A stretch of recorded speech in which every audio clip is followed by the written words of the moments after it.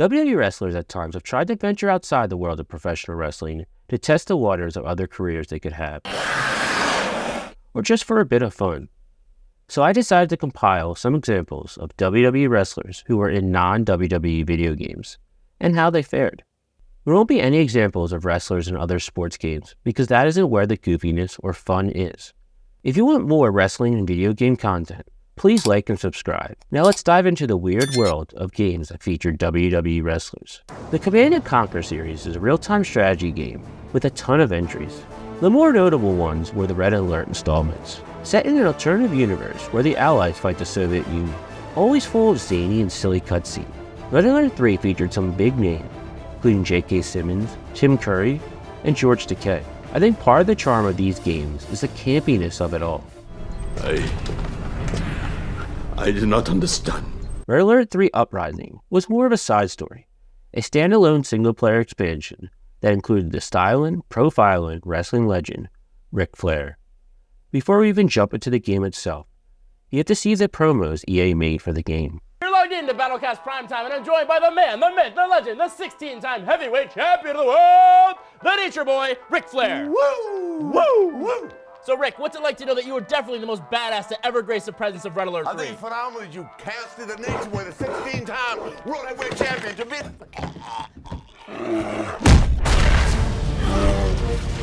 Flair getting attacked by the Soviet bear is absolutely bonkers. It's so poorly produced that you have to love it. Everything in games nowadays is so much more crisp and clean in its marketing. I love the cheesiness that oozes from this segment. This leads to another promo with Flair at the gym, being Flair in every way, pumping himself up, being horny. It rocks that Flair is just being himself in this. You got great eyes, great teeth. Thank you. You are drop-dead gorgeous. Oh, that's very sweet. You know who I am, honey? Yeah, of course I know who you are. Who? You're the Nature Boy. God, I like the way you say that. You know what Space Mountain's all about? I know what Space Mountain's You about. want to ride tonight? Wow. The real Space Mountain's in town. Hey, Bear, what are you doing? The bear somehow feels like a ripoff of the masturbating bear from Conan O'Brien.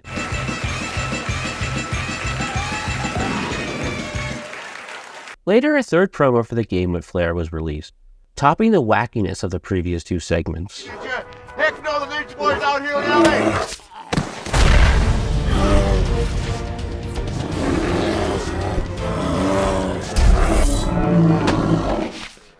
These shows go exactly where you think they go. Ric Flair cuts a promo on the Soviet bear, but this time dressed up as his character, Commander Douglas Hill. You know what it's like to be Ric Flair and be mauled by a bear? Look at my elbow. I want that bear to walk that aisle.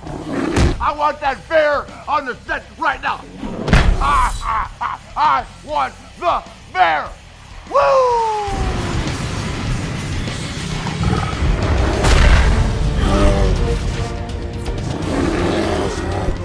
Which is a bit disappointing. I just wish they threw Ric Flair in as himself. A weird dystopia where WWE's tribute to the troops is actually them enlisted in the war itself. Eventually a match is set between Flair and the Soviet bear, a match that I'd say Dave Meltzer would give 8 stars to.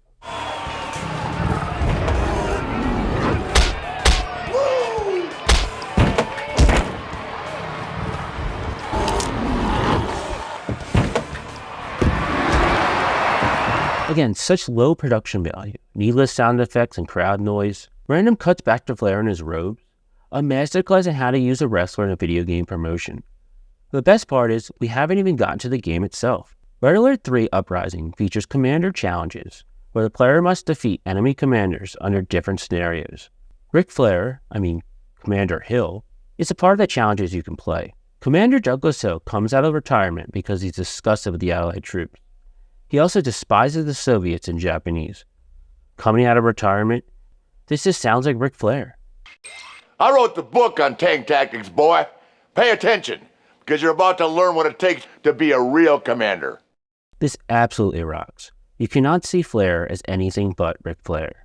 The game doesn't even try to attempt it either. The campiness of this game adds to the charm. You cocky little bastard. Pure cinema. You can't tell me you watched these cutscenes and thought there was a Commander Hill. It was just Ric Flair talking to you after a mission. Then you get this.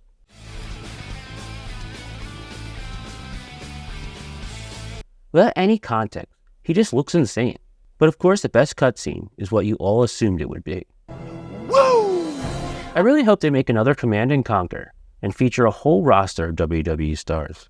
From a campy performance that works to flat voice acting that doesn't, former WWE star Ronda Rousey tried her hand at video games when she voiced the iconic Mortal Kombat character Sonya Blade in Mortal Kombat 11. Ronda is a self-professed geek who grew up with Pokemon and Dragon Ball Z. For Mortal Kombat 11, she lent her voice and likeness to the character Sonya Blade, and it was not well received at all. Most fans thought her acting chops weren't just bad, but so bad that it was distracting. None of us saw Kronika coming, not even Raiden. But with the hourglass, I can see every terror in the realms. Any sane person would run screaming at the sight of them. Look, Mortal Kombat games aren't about voice acting or a really well-written story, but when fans of the series are automatically switching to the old-school character to avoid her, that's saying something. It's the intro lines that are really horrendous. One day, our kids will replace us. I will not go gentle into that good night. An officer exchange program? Jackie, take my advice. You gotta win this fight first. That's the spirit. Stay away from her, you son of a bitch! I will give Rousey some credit for dressing up as Sonya Blade for one of her WWE matches.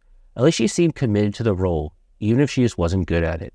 Shad Gaspard was one half of the well-remembered WWE tag team Crime Time. In 2016, Gaspard stopped an armed robbery attempt in Florida, body slamming the dude and restraining him until police arrived. To add to his badass resume, he provided his body for motion capture of the iconic video game figure Kratos in the rebooted God of War game that was released in 2018. Pretty awesome to be the physical embodiment of the Ghost of Sparta. Before Dwayne "The Rock" Johnson became a Hollywood megastar, he was throwing everything at the wall to see what stuck. Starring in movies like Walking Tall, Doom, and Gridiron Gang, The Rock wasn't really setting Hollywood ablaze, so he decided to tip his toe into the world of video games. And let's just say it wasn't the most electrifying game in video game entertainment. Didn't anyone ever tell you it's rude to point? Spy Hunter Nowhere to Run was an action racing game published by Midway with a failed attempt to make a movie tie into the game. Initially released for the PS2 and Xbox, The Rock plays Alex Decker, an international spy who is transporting unknown cargo and eventually loses his beloved car. It honestly reminds me of the movie UHF and Kramer's character's love of his mop. That's my mom! I won't bore you with too many specifics of this horrible game. Outside of his attacks looking like another SmackDown game, there's nothing really positive to say. Pretty much universally panned by critics for its uninspiring gameplay, it was the Black Adam of video game performances for Dwayne Johnson, though Johnson would poke fun at himself for Game Informer's 3 out of 10 review at the 2017 Game Awards. You were in the game too. Yes, I was in a game. Yeah, Spy Hunter, classic Midway game.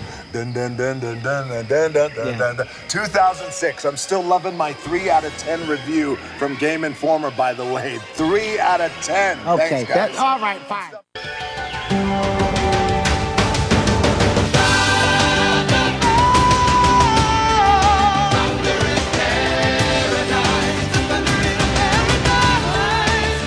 While not exactly a traditional video game, Hulk Hogan starred in the interactive movie for Thunder in Paradise, taking a 2-part episode of the short-lived series starring the Hulkster and adding some lame on-the-rails shooting. The ironic part about all this is these 2 episodes were written and shot with the game in mind. They're gonna digitize his thoughts. We'll be able to see them on the screen before they input them to the Major. Neuralink transfer is ready for digitization. However, the show would be canceled months before the game was set to be released. Thunder in Paradise would be released in 1995 for the failed CDI, developed by Philips and Sony. This game featured tedious gameplay, poor cutscenes, and Hogan hurling insults at the player. This wouldn't be the last foray into video games for Hulkamania. Awesome, I got a hot date. Oh, and you, my partner, promised Jessica all your attention, if I remember correctly. You got that right. And kid, you can ride with us anytime. Remember, there's always another day in paradise. Saints Row is a series known as a GTA clone with an over-the-top, balls-to-the-wall storytelling.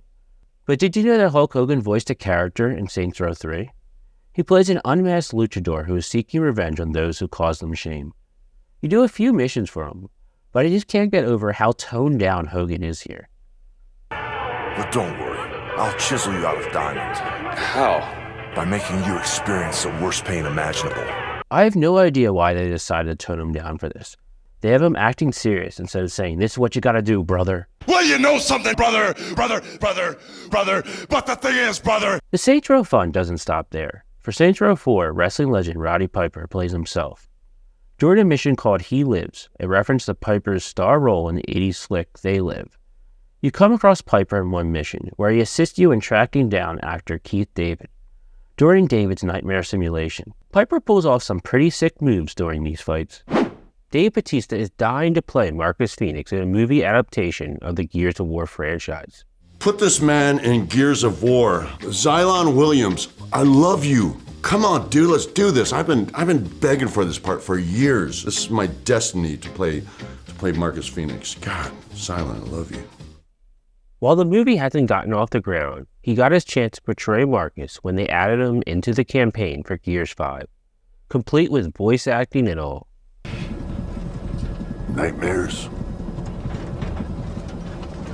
Does it get better? It gets tolerable. Batista would also have his own character you could choose from in multiplayer, with a sick Batista bomb execution. Batista was not the only WWE wrestler to be featured in Gears 5. The other 3 WWE wrestlers featured were no-brainers. The New Day Pack featured the iconic trio of Kofi Kingston, Big E, and Xavier Woods, all set with unique executions, lines, and armor.